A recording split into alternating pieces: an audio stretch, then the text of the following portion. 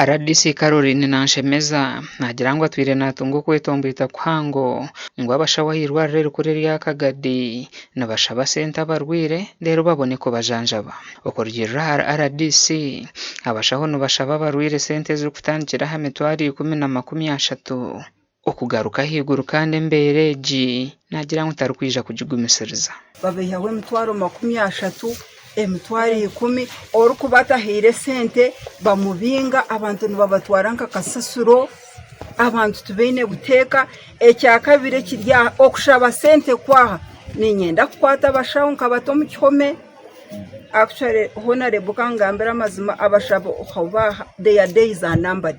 I'm going to arrest you and take you to police and you're going to lose your jobs.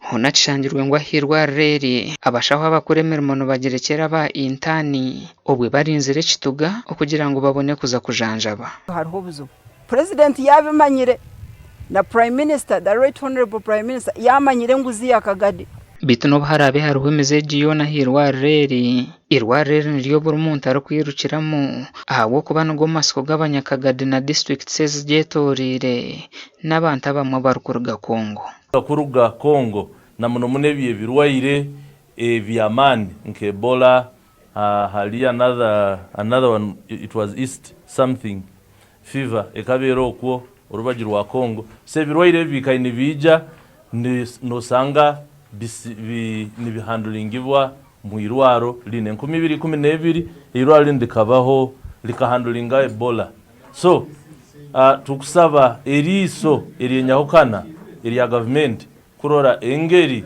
itukusobora kuteka irwaro lino hamutindo. Mukuru w'abakozi mu district ya Kagadi Epodoi Pauline nagira ngo umuhoro yo kutereza irwaro reri government shemerire kongeramo amani akubane byinge biri kwetengwa kuterezwa.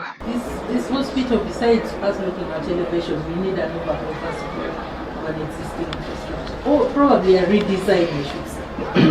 Because as you go visit you will actually see the private wing.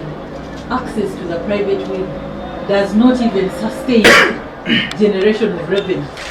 Orukurirwa reri Simon Peter tumusime utenzere kurebekera ha kamera zitu najyana baza korengana nabo bushoborozi omukuru wanso bushomankuzi. It is a responsibility of that individual who has been got. So we are still cautioning our staff, whoever is involved in that, to immediately stop, because you have heard the statement of the RDC. Anyone got in corruption or extortion will have to be dealt with by police, not even hospital. Irwarro rya Kagadi rutwirendiye tengo kurteka ha rurengo rwa Rifaro ahabwa abantu nyamwinji abari kwija kuragurizaho gasha kwa Thomas tumwebaze.